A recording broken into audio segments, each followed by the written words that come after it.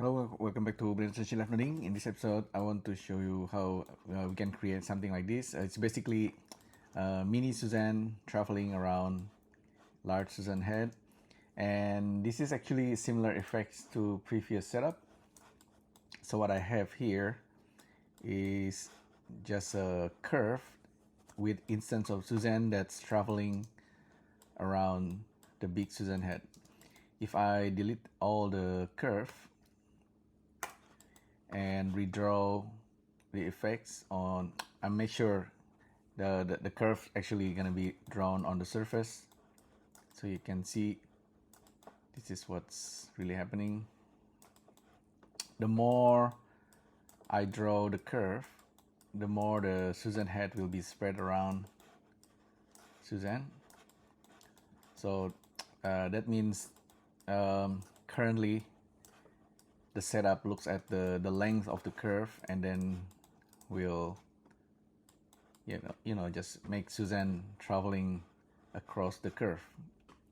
So instead of just points, this time I'm actually instancing Suzanne head on this on a larger head. The alignment of Suzanne head at the moment is not 100% perfect. You are expecting the head to follow the path with the alignment following the normal of the surface underneath. Currently, just the head is just kind of having mine on its own. It's not really alignment. It's not really aligning itself to the surface underneath, but it has directions currently, so you can draw that way and this way, and what's gonna happen is gonna travel based on the direction of the curve. But the slightly more complicated part is where the head, to make the head align to the surface of the bigger Suzanne head, and then you need to do something else. Let's take a look at the setup anyway. So I do have control over the head tilt. Let's zero this out for now. So it's not 100% correct, but it's pretty close. So there's a control over the tilt. This set curve normal. Supposedly, I think the most correct way is to make the Z up follows the surface underneath. In this case, just leave it like that. Sample curve. So let's see. We can sample the curve in this case based on the factor, and again we are using similar setup like before.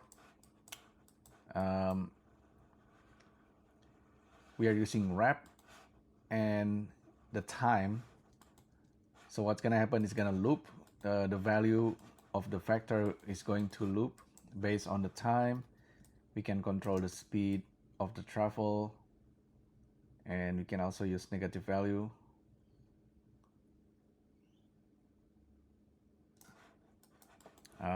In this case, I'm using also the index, and the total number of Suzanne is based on this number. I can make it 200 to have more Suzanne. So they're all traveling, kind of like looping. But if I want it to be a little bit more random, I can also use random value like that. So it's almost like a kind of like a crowd system, but just super basic one. But yeah, just leave it like this for now. Index and the from max, and then the map the range based on this value, and then just wrap it between 1 and 0. And I'm using all curve, but we can also use just one of the curve, one of the stroke, or if you want, you can choose the curve that you want to show up here, because this one supports vectorizations. Anyhow, use all curve for now, sample curve, and then And what happened next is just to instance the geometry, instance a smaller Susan head into the curve, into the curve points. So the points goes into this sample curve position goes into the points, and then the normal goes into the rotations. I don't know, maybe we can actually use the alignment.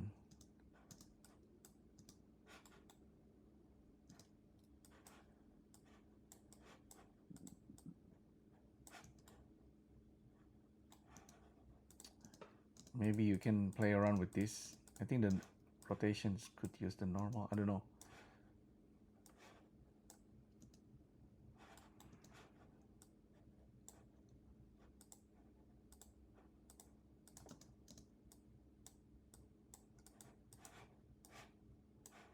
But one of these will affect it anyway, and the tangent of the curve also. So play around with that. Simply instance the Susan head, the smaller Susan head on the points, and then you have it traveling. So a better, like I said, a better setup will take considerations of the normal of the surface underneath, and you might need to use one of these attribute transfer or capture. Slightly more complicated in recent version of geometry nodes because you cannot just transfer the attributes. You need to capture or store the attributes, but it's more robust anyway. So you can affect one field into another. You can transfer the points that way. It's not always very clear, but yeah, the setup is basically like that. It's pretty simple, sort of. There's also things like spline parameters that you can use. Maybe the factor length index can affect the instance scale or instance scale.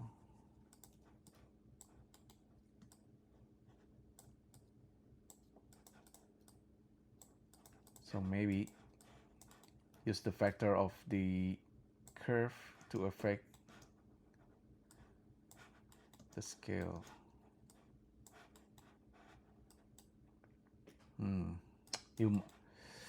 We might need to store the spline parameter before we apply it into the instance. But yeah, things like that, slightly more complicated.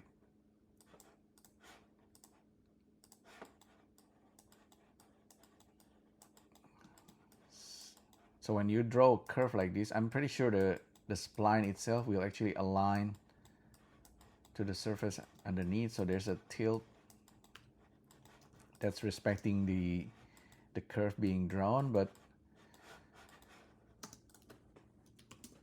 currently the head is just traveling, and it follows the curve, but it doesn't understand what's the surface underneath. It doesn't follow the normal. So rotate instances. You can try to make the head kind of looking that way, following the path.